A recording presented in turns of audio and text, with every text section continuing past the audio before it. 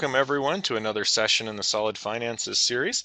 Thank you all for joining us today.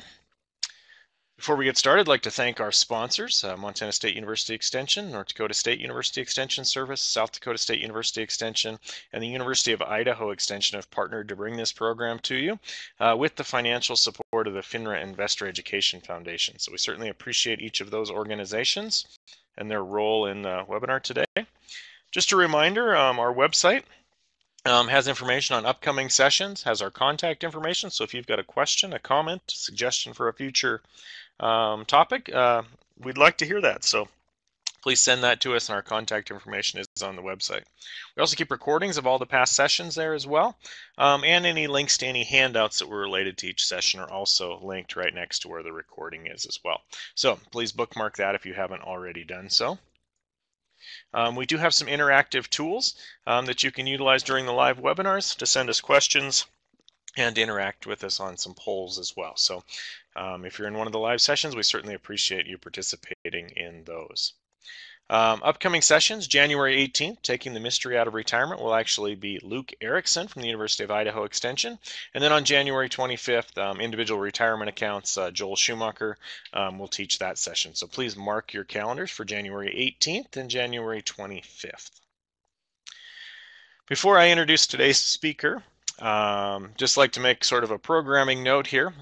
This recording is actually not the recording from the live webinar on December 14th. We had a technical issue with that recording. So we are re-recording it at another time. Same set of slides, but you won't see the interactive questions with the audience, and you won't see the results of the poll that came from the live audience that participated on December 14th. The rest of the information should be the same. So with that, today's speaker will be Carrie Johnson from North Dakota State University Extension Service, a regular presenter in our series. And today she'll be talking about flexible spending accounts, health savings accounts, and a few other sort of medical savings tips as well. So with that. Joel. Okay, so today what we're going to go over, we're going to do a quick introduction of different medical savings accounts, what they're used for, why we use them. Give a brief definition of what a qualified medical expense is, and then we'll go through some of the different savings accounts that you may decide to use, and then comparing a few of the options, and then showing a few examples. So not all health savings accounts are created equal. There are different types of accounts that you can use to set money aside to pay for your future medical costs. There are 4 types. We've got the health savings account, medical spending accounts, and this includes some of the Medicare medical savings accounts. And we brought those up on our retirement and health insurance webinar a few weeks ago. And so we will touch on those a little bit today and describe what they're used for, what you can put money aside for, and what qualifications you need to have to get one of those. There are flexible spending accounts, flexible spending arrangements, however you want to say it. And what we're going to focus on today are flexible spending accounts for medical reasons and not daycare. One of the examples will have that in there, showing how you can save money by using that for childcare, but we're going to focus mostly on the medical costs on this webinar. And then we'll also talk about some health reimbursement arrangements. So as you can see, there are a few different types, and I'll give you some definitions of those as we move forward, as we move through this webinar, and really give you an idea of what you need to have and how you can use those different accounts. So before going into detail about all of those different accounts, I want to talk about qualified medical expenses. Now, to get a really detailed list of what qualifies as a qualified medical expense, you'll want to see the IRS publication 502, and it's about 28 pages long. It will tell you what all covered expenses are. So that's a really great resource for you. And if you check out the resource link for this webinar on the Solid Finances website, you'll see a link to that publication as well. So a qualified medical expense is a cost for a diagnosis, cure, mitigation, treatment, prevention of disease, and the cost for treatment affecting any part or function of the body. So basically going to the doctor if you get sick, if you go in for a physical and those types of things. It also covers medication. However, medication does require a prescription. It's available with, if the medication is available without a prescription, you have to have a doctor's prescription for it to qualify as a qualified medical expense.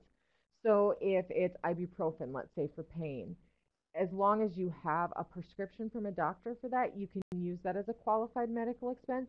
Otherwise, if you're just going and purchasing it over the counter without a prescription, that will not count as a qualified medical expense. Um, and it also covers insulin. You can only include medical and dental expenses that you paid this year, regardless of when the services were provided. So that's another thing to remember on a qualified medical expense. And then one other important thing to remember is it doesn't include expenses that are merely beneficial for general health.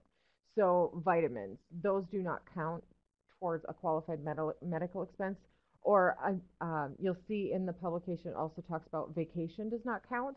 You know, sometimes taking a vacation is great for your general health, especially if you live in the very frigid, cold Midwest at this point in time when we have, you know, wind chills that are 40 and 50 below. It'd be great to head out to Hawaii for a few weeks. I think that would really help my health, but it will not, you cannot turn that into one of these accounts and get reimbursed for that.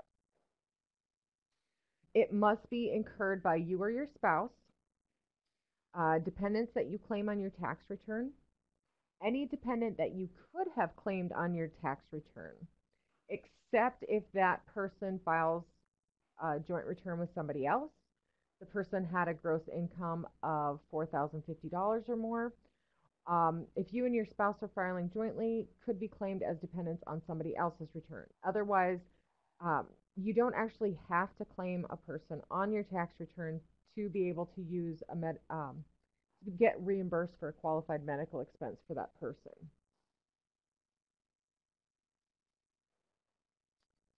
You cannot receive distributions for the following expenses: any amount paid for your health insurance premiums.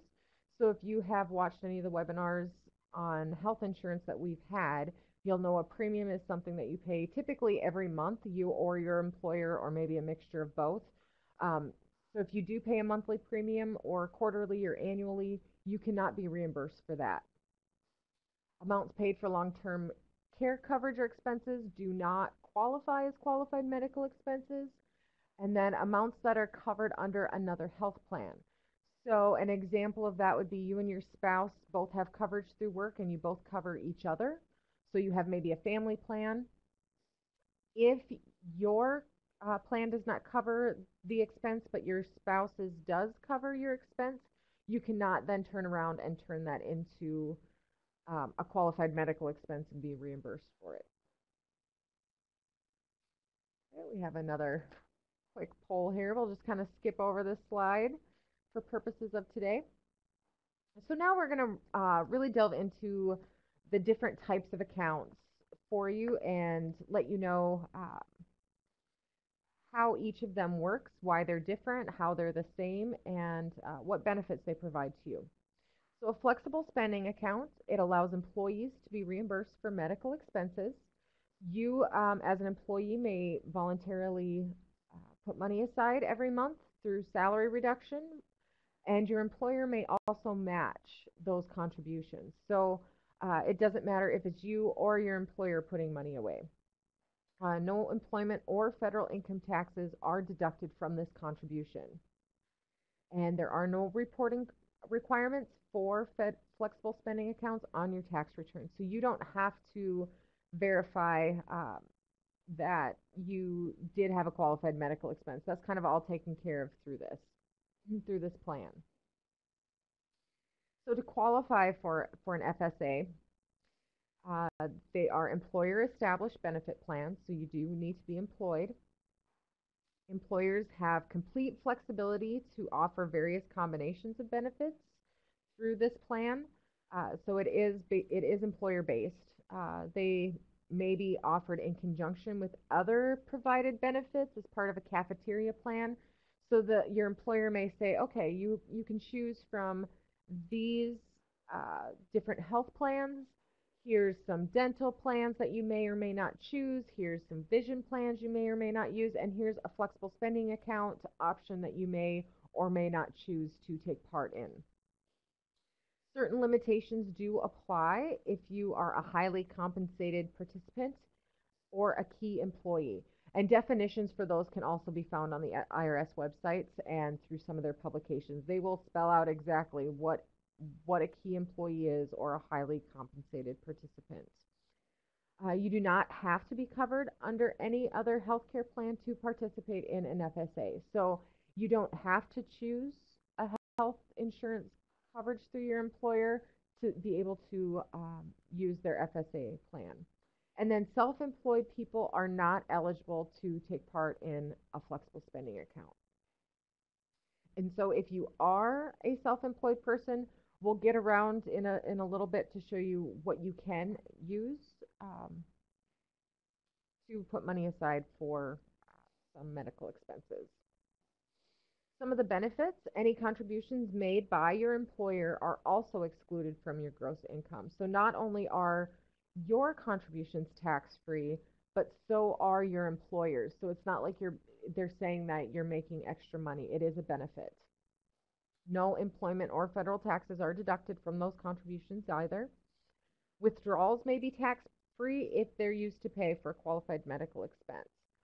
You can withdraw funds from the account to pay those qualified medical expenses, even if you have not yet placed those funds in the account. So that's another thing. If you, at the beginning of the year, have said, I'm going to put this much money away every month, you can kind of borrow from your future deposits as well. Those contributions, you contribute to your FSA by electing an amount at the beginning of, I say year, it depends on when that benefit period is.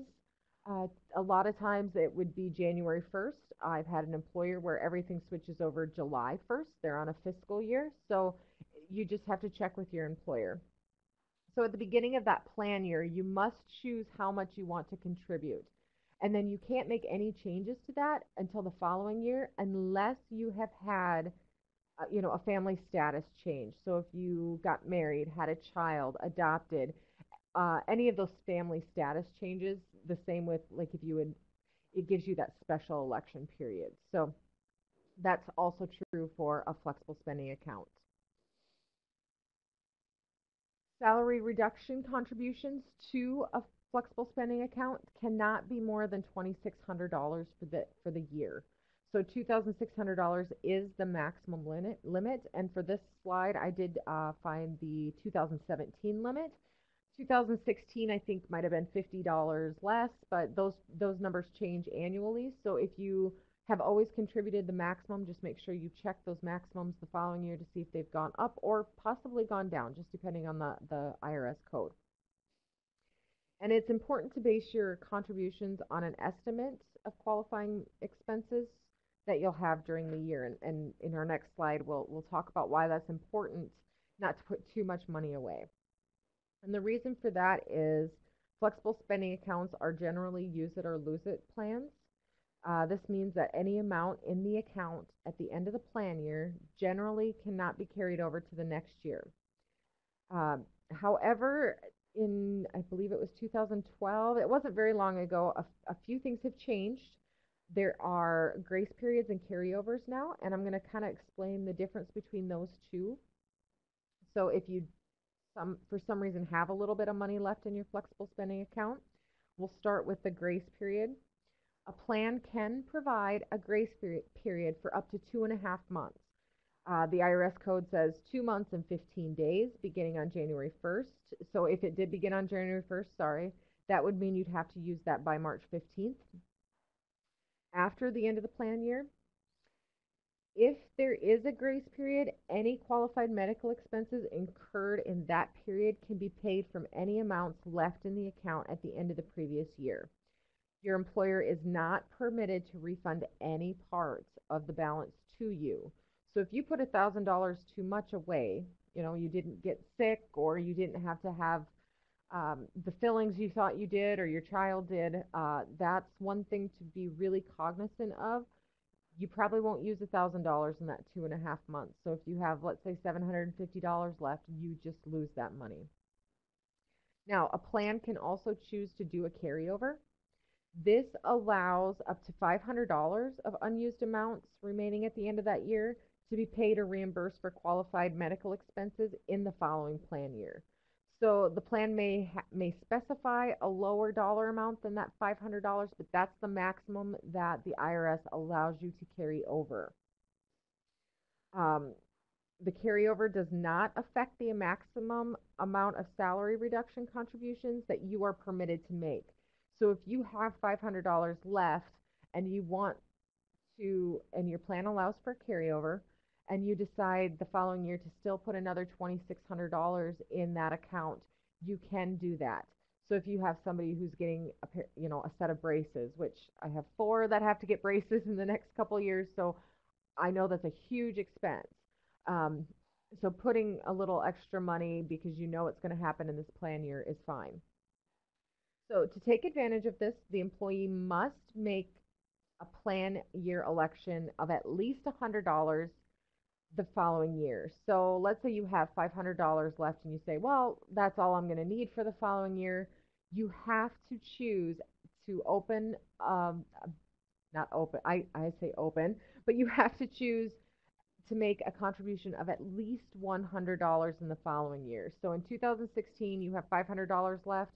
2017, you better make sure you're going to put at least $100 into a flexible spending account. Otherwise, you cannot use a carryover. One more quick tip on the grace period and carryover. A plan can allow for either a grace period or a carryover. They cannot do both. So you need to check with your employer to see which one they offer, and if it is a carryover, how much do they offer? So your distributions, they must be paid only to reimburse you for those qualified medical expenses that we talked about. Um, they must You must be able to receive the maximum amount of reimbursement at any time during the coverage period, regardless of the amount you actually contributed. And then the maximum you can receive tax-free is the total amount you elected to contribute.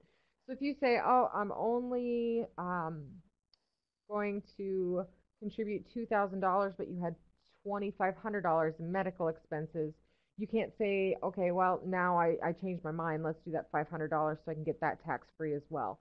It doesn't work like that. You can only use that first $2,000 as tax free. Okay. You must provide the FSA with a written statement from basically your medical provider that um, these expenses are not going to be reimbursed to you, but that they are going to um, cover an expense that has been paid. They cannot uh, make advanced reimbursements for future or projected expenses. So if you're getting really close to the end of the plan year and you go to the dentist and you find out I need to have a root canal next month, they cannot pay for that if it's in the following year. So if your year ends December 31st and you have an appointment January 2nd, they cannot cover that projected expense unless you have that carryover or that grace period. I'm sorry. So just some quick examples. Not going to get into the numbers too much on these examples, but I just really wanted to give you an overview of why somebody would choose to do a flexible spending account. So you're thinking, well, what's the point? It's $2,600. Does it really make a difference if I put this money away to have it tax free? So although the tax advantage of your account will vary depending on your salary level, because if you're in a lower income tax bracket, it's going to make a difference than if you're in a higher one. It also depends on your tax filing status and contribution amounts. So this example that's up on the screen right now shows the potential tax savings, so your federal and Social Security taxes only, available through the reimbursement account program. So as you can see, because the second person is putting $50 away every pay period, whether that's every month or every 2 weeks. I'm assuming this is monthly. When I did the example, it's been a while since I put these together. Um, just because of the looking at the tax rates on these, it would probably be a monthly paycheck. You look at the spendable income, looking at the difference, you actually have more by putting money into an account because you're paying less in your federal and your Social Security tax. So you're actually receiving an increase in your take-home pay. So here is a working couple. So by combining their salaries, we show here that, and then between the two of them, they're putting $150 away in a medical or dental in their flexible spending account. Now, this couple is also choosing to elect to put money away for childcare expenses, which is another type of flexible spending account. They are separate, but you must use that account to pay for childcare expenses. So daycare, a nanny, um, babysitting, those types of things. So as you can see, there's a huge difference in the amount of tax that these people pay versus somebody who chooses not to elect to put money away. I mean, it's almost a difference of $2,000 a year. Okay, a family person. This is basically couple, and one spouse works and the other one doesn't. So it goes to show you the annual increase in their take-home pay because of the reduction of taxes. Okay, we are going to move on to health savings accounts. So we talked about flexible spending accounts. Now we're moving to the health savings accounts portion. These accounts are similar but different. So there are some important differences on these types of accounts. They are tax exempt. It's a trust or a custodial account. You don't need permission or authorization from the IRS to establish an HSA. You just have to set it up with a trustee.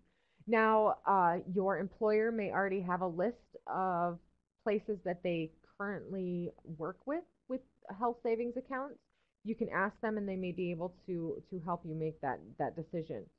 A qualified HSA trustee can be a bank, an insurance company, or anyone who's approved by the IRS to be a trustee of an IRA, so an individual retirement account. The HSA can be established through a trustee that is different from your health plan provider. And then your employer may okay, I said that. Your employer may already have some information for you. Right. So how do you qualify for a health savings account? You must be covered under a high deductible health plan on the first day of the month. Now, just to let you know, you may see HDHP in a few slides, and that's what I'm referring to. It's high deductible health plan. So a high deductible health plan, and these are 2017 limits, is saying for somebody who is single, your deductible must be $1,300. If you have family coverage, your deductible must be $2,600. And then there's also the maximum out of pocket, which it must be at least $6,550 for self and $13,100 for a family. Um, then, you generally cannot have any other health coverage that is not a high deductible health plan. However, you can still be an eligible individual even if your spouse has a non-high deductible health plan, um, provided you are not covered by that plan. You can have additional insurance that provides benefits only for the following items. So liabilities incurred under workman's comp, tort liabilities or liabilities related to ownership or use of property, coverage that is specific to a certain disease or illness. So there are some supplemental policies that you can purchase for cancer. Those do not fall under these rules. A fixed amount per day or hospitalization. So again, kind of like those accident policies with those supplemental type policies. You can also have dental or vision care or long-term care. Those are not um, regulated under this or under this health savings account. This is only for your major medical health insurance. So you can claim a tax deduction for contributions you or someone other than your employer make to your HSA, even if you do not itemize your deductions. So you again, it's not you don't have to pay income tax on the money that you set aside in your HSA. Contributions made by your employer may be excluded from gross income, and then the contributions remain in your account until you use them. So we learned that with the flexible spending account, you have to use it by the end of your plan year. With your health savings account, these roll over from year to year. So you can say, okay, in 4 years, I know I have to have knee replacement. I'm going to start stashing money away. You can do that with this type of plan. Granted that you have a high deductible health plan. That's the important part. Um, for HSA purposes, um, expenses incurred before you establish that health savings account, they're not qualified medical expenses, so you cannot retroactively pay for something that you had done before. State law determines when an HSA is established. An HSA that is funded by amounts rolled over from an Archer MSA or another HSA, which we will talk about Archer HSAs here shortly, is established on the date that that account was established. So let's say you had an Archer HSA, which again, we'll talk about that here in just a few minutes on what that is and what the difference is. That opened in 2012. You start a new job in 2016 and roll that money into your employer's HSA. The date that account became active would actually go back to the 2012 date. Okay. So if you do get interest or other earnings on the assets in the account, those are also tax-free. Distributions are tax-free as long as they're used to pay for qualified medical expenses. And this is portable. It stays with you if you change employers or leave the workforce.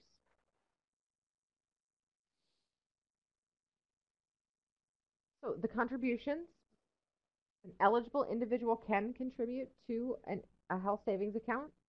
Contributions to that HSA must be made in cash. You cannot use stock or property contributions. That is not an allowable contribution.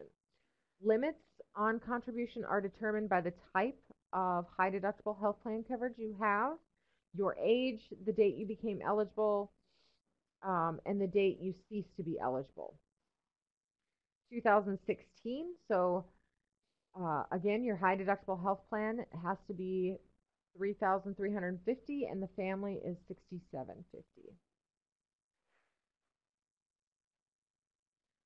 Okay, so you'll see this poll question. We're actually going to talk about this because with the health savings account, it's a little different than the flexible spending account. There are some different rules when taking money out of this health savings account. Generally, you pay medical expenses during the year without being reimbursed by your high deductible health plan until you reach your deductible, right? So this will help you cover some of those expenses. A distribution is the money that you get from your health savings account. Your total distribution includes amounts paid with your debit card or cash, that type of thing. The trustee will report any distributions to the IRS for you, so you don't need to worry about that. You don't have to make distributions from your HSA each year, so that does not matter. And if you're no longer an eligible individual, you can still receive tax-free distributions to pay or reimburse you for those qualified medical expenses. Because the money is still there, you're not losing it. But if you're not eligible for this anymore because you chose to take a lower deductible health plan, that money doesn't go away. You can still use it. You just can't contribute to it anymore. If you receive distributions for any reason other than qualified medical expenses, So you can say, I want to take my money, but you are going to incur a 20% penalty. So very similar to taking out a retirement early or your IRA.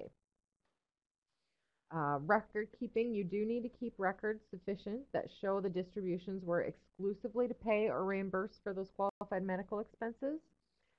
Um, you don't send those records to the IRS, just kind of keep them with your tax return. So if you're ever audited, you can um, show them that, yes, I did use these to pay for qualified medical expenses. How you report your distribution depends on whether or not you use the distribution for qualified medical expenses and things like that. HSA administration and maintenance fees withdrawn by the trustee are not reported as distributions from the HSA. So those trustees that you have handling these accounts, they do receive probably a percentage or a small amount. You don't have to worry about keeping track of those or paying tax on those as well. So we already talked about there probably will be a balance in your HSA. These amounts remain at the end of the year and are carried over to the next year.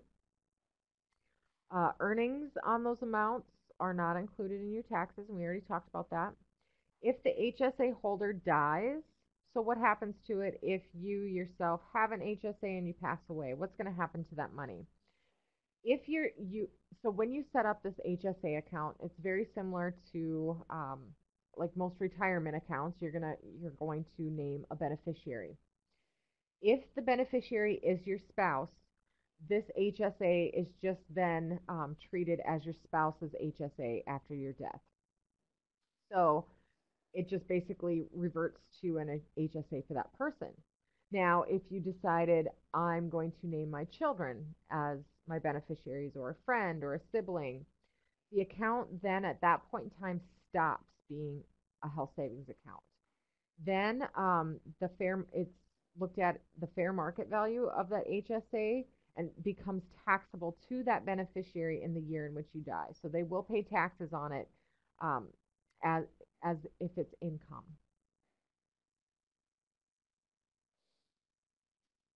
Um, and the other thing with HSAs is that if that money is in there, oh, and I don't have the number written down how old you have to be. I'm thinking it's 59 and a half.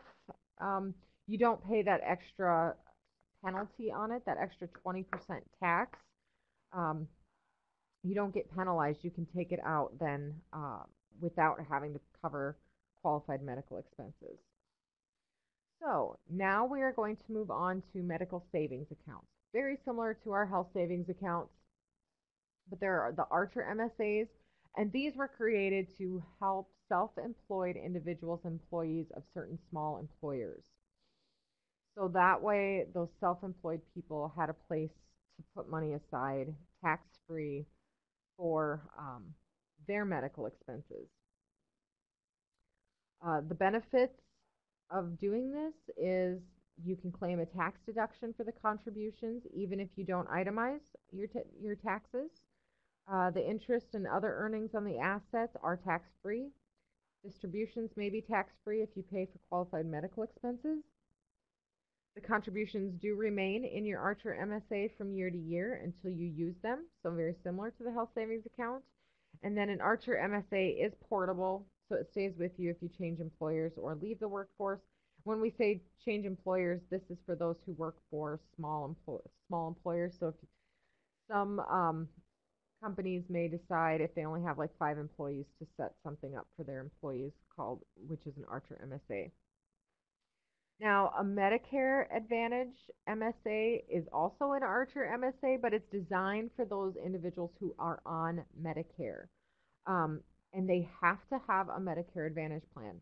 If you need to know what a Medicare Advantage plan is, check out the webinar from a few weeks ago, and that will hopefully give you a little clarification on what a Medicare Advantage plan is. Right, so what are those limits? These limits are smaller. So for those high deductible health plans, because it's for self-employed individuals, it's 2,200 instead of, was it 3,000 30, sorry about that. Um, 33, okay, so 3350 was the maximum you could contribute to an HSA. This one you can only contribute 3300. Now, the annual deductible is a little bit higher, so that way you probably won't pay as high of premiums. And then again, the maximum out of pockets, they're just a little different. And those are a little different just because of the type of employee these individuals are versus those of the health savings account. An HSA example. So I did show you some examples of the flexible spending account. Again, I want to show you an example of a health savings account. So if your total income is $50,000 a year and you put $3,000 into your health savings account, your taxable income just automatically gets lowered to $47,000. Okay. And then, so if that means if you're in the 28% tax bracket, you're actually saving $840. So that increases your take-home pay, very similar to that FSA example we showed. So comparing who can open the account with your flexible spending account, again, it's your employer. With your health savings account, it's the employee or employer, as long as the employee is enrolled in a high deductible health plan, who can contribute. With the flexible spending account, it's the employee. With the health savings account, your employer, the employee, an account holder, or any third party. So anybody can put money into your health savings account. Who owns the account? With a flexible spending account, the employee owns it, but all account balances revert back to that employer at the end of the plan year. With a health savings account, the employee or the account holder is the owner of that. Annual contributions, $2,600 for flexible spending account, and with the health savings account, since you do have a higher deductible, it does allow you to put more money annually into that account. Do funds carry over with FSA? No. HSA? Yes. Can you take funds with you if you change jobs? FSA? No. Health savings account? Yes. Can you use the income for retirement? No. And there's the number I was looking for. So for a health savings account after the age of 65, it's not 59 and a half, you can withdraw those funds for any reason with no penalty. It will be taxed as income, but you don't pay that additional 20% penalty on that. So if you have stuck $3,000 away every year for 20 years and you haven't used it all, there will be money there. When you're 65, you can take that and just pay regular income tax on it. Tax advantages of the two different accounts, we've got those up there. Now, I've had some individuals ask me, well, can I have an FSA and an HSA both at the same time? Yes and no. You can actually have, if you have a high deductible health plan, you've decided you've opened a health savings account, you can open a limited expense flexible spending account. A limited expense FSA, what that is it limits you to what you can pay out of that account. So dental, preventative care, or vision expenses only. And then if you have an HSA, you can have the FSA for child care or for dependent care, whichever word you prefer to use. But those are the only time you can have both type of accounts. I did want to talk a little bit about a health reimbursement arrangement. This is a little bit different than the HSA. These are funded solely by an employer, so it's a benefit to employees. So they may just say every year you receive $1,000 towards your health care. You do not put any money away. It's all from your employer. So contributions made by your employer can be excluded from your gross income. Reimbursements may be tax-free if you're paying for those qualified medical expenses. Any unused amounts in your health reimbursement account can be carried over for reimbursements in later years. There is no limit on the amount of money your employer can contribute to the accounts. Additionally, the maximum reimbursement amount credited in the future may be increased or decreased by amounts not previously used. It just depends on the employer. Distributions made must be made to reimburse you for qualified medical expenses, and they must have occurred after you have enrolled in this HRA. Okay? Qualified medical expenses from your HRA are a little bit different. A few things that are considered qualified medical expenses that aren't for the other accounts are health insurance premiums, long-term care coverage, and amounts that are not covered under any other health plan. Uh, Money left in your account is not permitted to be refunded to the employee in part or in any part to that employee. So if there's money left in that account, you cannot ask to just receive a check. Okay, and I want to thank you all for watching today's recording. And we have a few, just a reminder, the few upcoming sessions are January 18th with, that's Luke Erickson from University of Idaho Extension, taking the mystery out of retirement. And then on January 25th, Joel Schumacher from Montana State University Extension will be talking about IRAs, All the right. individual Well, retirement thank account. you, Carrie, for taking the time to re-record the session today so that we have a recording of this that we can share. So we certainly appreciate that. Again, the next two sessions are marked there, January 18th and January 25th. If you have any additional questions about this session, especially since we didn't quite get to be as interactive as the live version, please do send questions in to us, and our contact information is on our website. So with that, I hope you've enjoyed the today's session, and thank you again, Carrie, and we hope we will see you at a future Solid Finances session.